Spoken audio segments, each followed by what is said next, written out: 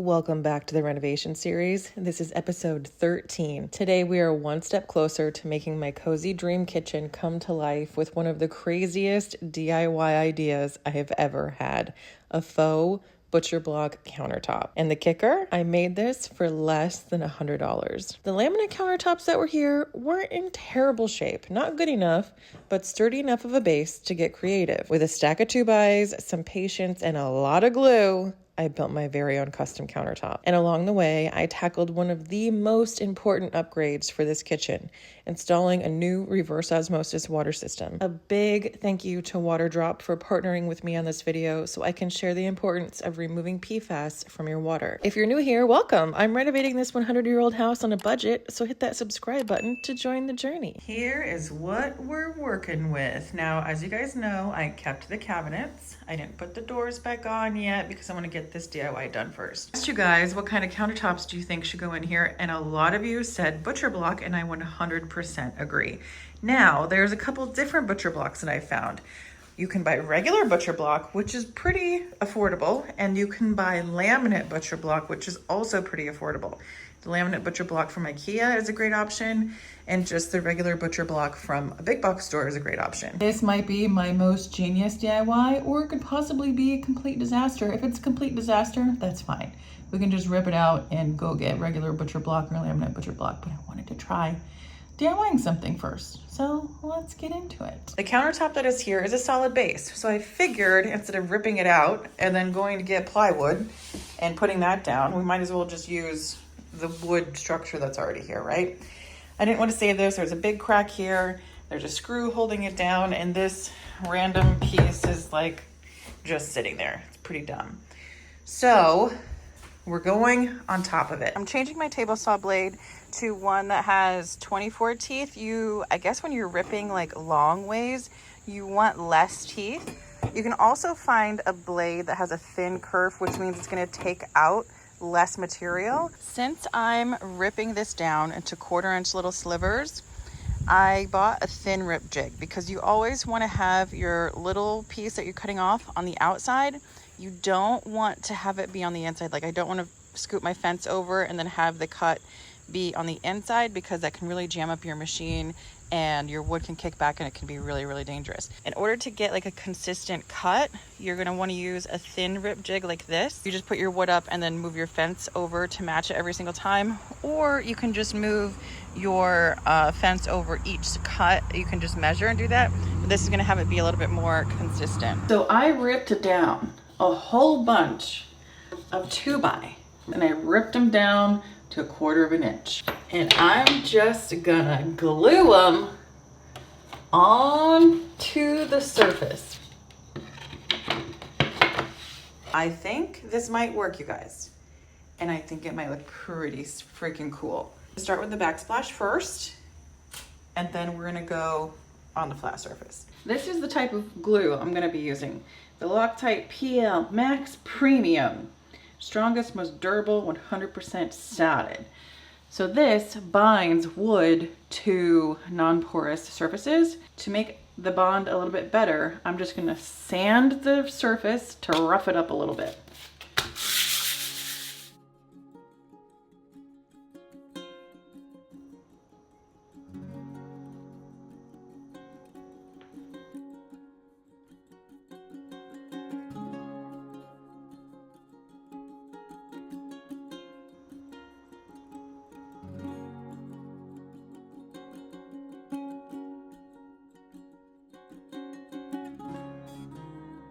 All right, so I wanted to give myself some options of different lengths, and I have the variety of the different wood grains. That's gonna give us a nice like two-tone. All of this is dry, super secure. That glue is meant for like mirrors, like heavy mirrors on the walls. Now I think for the corner, what I wanna do, instead of like mitering everything so it's a 45, I thought it would be really interesting if we did something like this. All right, I think I'm liking this layout. Let me go cut some more boards and we'll continue. I do want to get my entire layout dry fit before I start gluing anything down. Okay, we are getting somewhere. I'm loving this. I might change out these boards because they kind of look like cockroaches to me. This this guy out. Put this one in. Yeah, I would think that that was a cockroach every time I walked into the kitchen.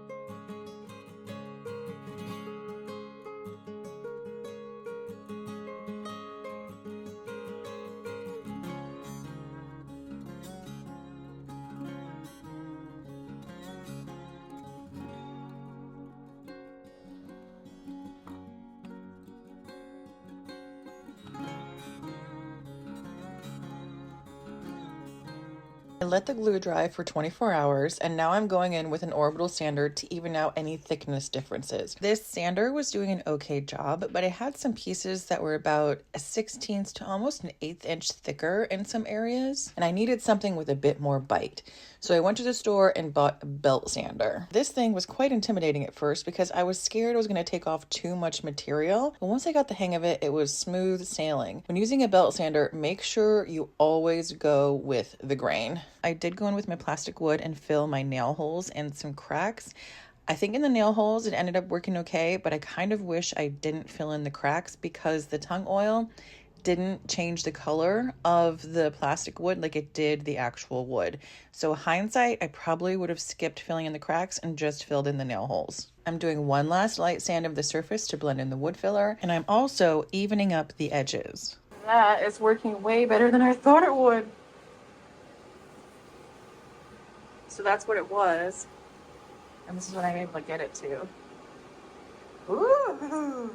So I'm just gonna go in with a tack cloth. All right, it is game time. So I'm gonna be using the Waterdrop brand. I did a ton of research, and this is what kept coming up as the best option for what I got going on. So on their website, you can do this like little quiz on what it is that your final product you're looking for, and then they'll give you the products that you need to do it and the steps you need to do it. So I want a satin finish, right? But first, you have to go in with the original, the sealer. It isn't a semi-gloss finish, but this is what's gonna seal your wood as a base coat. And then once that's sealed, you can go in with whatever satin finish you want. I want satin. If you wanted semi-gloss, you could probably just do 2 or 3 coats of the original sealer, right? But I don't want semi-gloss, I want satin. So this product, it's not hard to come by, but it's not like on the shelves. You can't really get it at your big box stores. Ace Hardware does say that they are like carry it, but the 2 Aces I went in, they didn't have it on the shelves. Like you have to order it through Ace. So I just ordered this on Amazon. You also need a natural bristle brush or like a lamb's wool thing. Just read the directions carefully before you do this, and you'll be good to go. Hopefully I retained the directions. We'll see, I'm not really good at directions. It does say that this original formula is going to really deepen and change the color quite a bit. So that's why I didn't go in with a stain. We're just gonna do it. It'll be fine. Okay, I have a feeling this is going to be quite messy. Why don't they make this pour spout better? Holy cow. Oh, this is gonna be really pretty.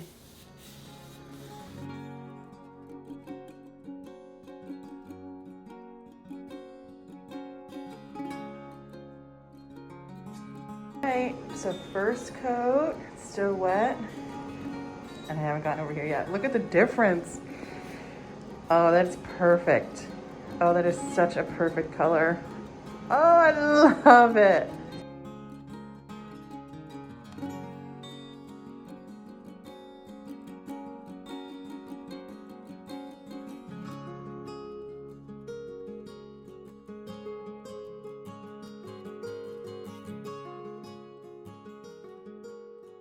This is after the first coat of the Waterlox sealer. I gave it about 48 hours.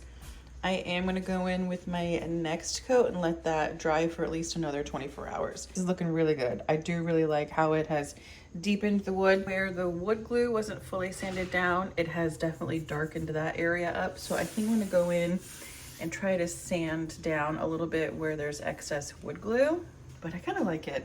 It gives it character. It looks handmade. All right. We're going in with the second coat. The second coat has dried. It did amber a little bit more, which I'm loving.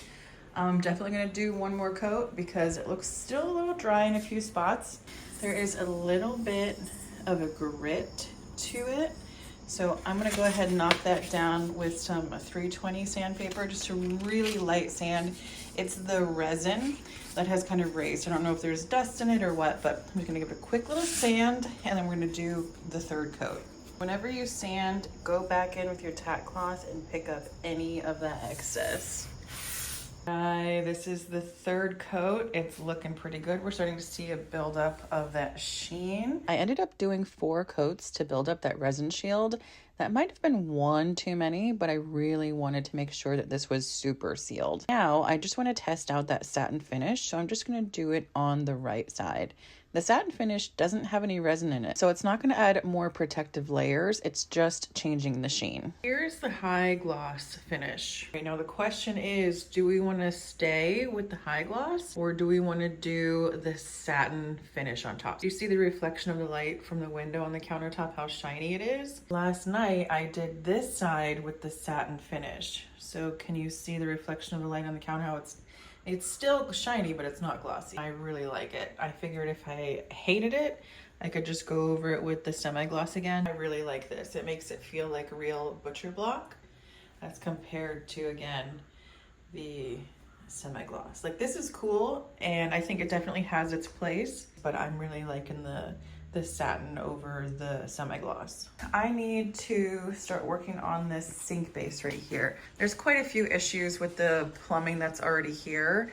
So I'm having my plumbers come to just kind of redo all of this stuff. Everything's leaking, it's not right. I need an air admittance valve. We just need to clean this up.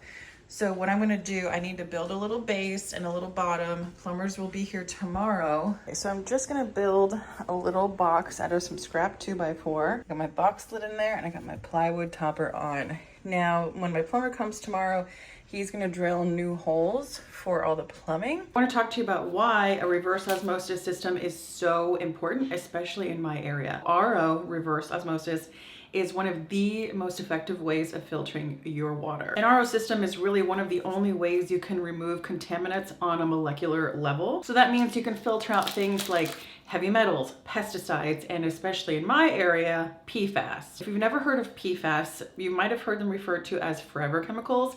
They are chemicals used in like Teflon pan coatings, like nonstick pan coatings, fireproof retardants for like your bed or your couches, or like firefighting foam itself. And the thing about PFAS is they don't naturally break down in the environment, so they leach into the water supply. PFAS have been found in groundwater all over the US, and in my area, we've had a major issue with it for about 10 years. They said they cleaned it up, but I don't think I really trust that. Studies have shown that PFAS can stay in your body and like accumulate over time and cause some serious health risks. There's a woman on TikTok, I'll link her below. She's like the anti-plastic lady. She goes in depth on a lot of products that contain PFAS and contaminated stuff. I'll link her below. She's a great resource if you have never heard of this and you're looking to like figure out if your area has PFAS in its water supply. She's a great resource. There was a reverse osmosis system here when I bought the house, but the house was never winterized properly, so like all the pipes in here burst.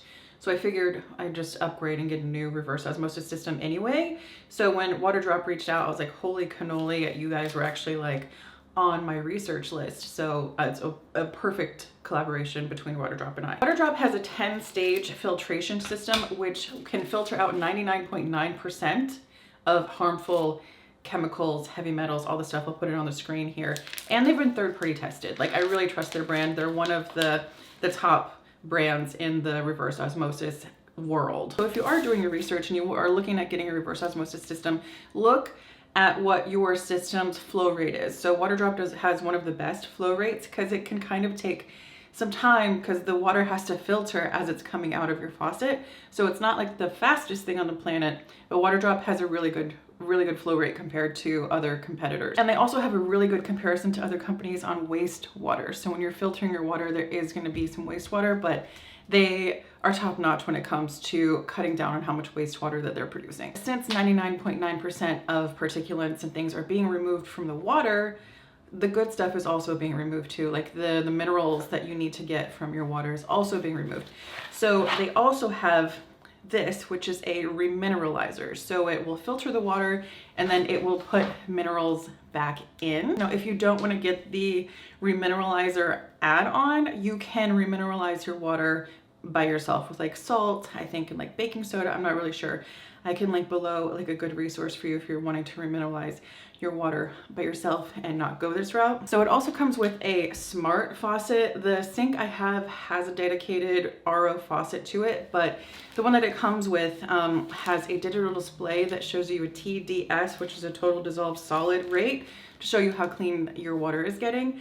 And then on the display, it actually shows you when you need to change your filters, which is huge. I mean, it shows you on the front of the machine as well when you need to change out your filters, but it's also nice to kind of have it at, you know, counter height where you see it every day. This specific model is a tankless system, which there's no like pressure tank that sits under your sink, which is great because who wants more space under your sink taken up by like mechanicals? So with this tankless design, you don't need a pressure tank to get the water to come up through your faucet. It has its own pump inside the machine. But if you want to send your water that has been filtered to your fridge, you are going to need a little tank like this. Look at how cute this little pressure tank is. So you don't need this if you are just getting water from your sink. But if you do want to send it to your fridge, like your ice maker and your, you know, the dispenser that comes out of your fridge, you can set this up. I'm not going to be able to show you how to set this up today because the fridge I currently have does not have a water dispenser, but I'm hoping in the future I will have a fridge that has a water dispenser and ice maker, and I can feel like fancy with my ice maker. Some of you might know that I'm on a fertility journey, so I've been doing a lot of work of reducing any sort of endocrine disruptors in my environment. So no plastics, no fragrances.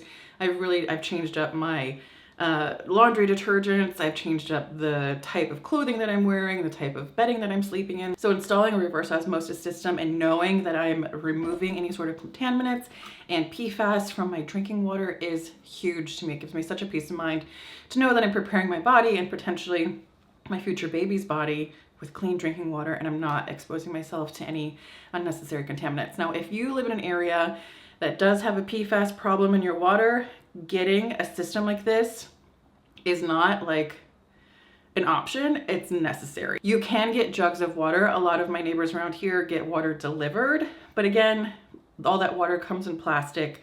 You're spending more money over the years on getting water delivered rather than investing up front and getting a system that can filter your water. You know what I mean? So if you don't want to do an under counter system, they do make countertop systems. So I will link below everything that I've got set up today and also a really good countertop system. So check them out and check your area, see what your water supply is like, because a lot of people don't really know. So no matter if you're on well water or city water, just get your water tested and see what contaminants are in there. Even if you're on a well water, you might have a nearby farm that is using like glyphosates or some other pesticides like that, and it has somehow leached into your well system. So just get your water checked out. I'm not here to scare you, I'm just here to inform you. So if your water tests come back and you do have contaminants in your water, there is a way to fix it. It's not too scary.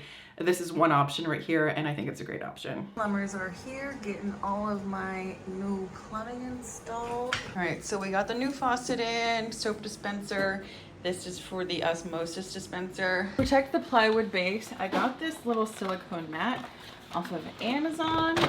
And if you didn't have any sort of plumbing, you would just slide this in. These are great for any sort of cabinets for under your sink. What I'm gonna do is kind of like cut a little slit and then slide it around my pipes. All right, so this is the valve connection that the reverse osmosis kit comes with. You're probably only gonna have one line. So this is meant to go in line with your one dedicated cold line, right? You're probably not gonna have a separate reverse osmosis line, but since my plumber was here, he went ahead and gave me a dedicated reverse osmosis line. So in order to still use all these parts, I'm just taking the top off, putting it on the bottom, and then I got a separate cap, so I'm gonna cap the top. So instead of it coming out of the side, like being like a T-split, it's just gonna be a dedicated line. Once you get all of your plumbing installed and your UV filter installed, it is super easy. You just plug them into the back. Just pull the little plug out. This is our inlet tube.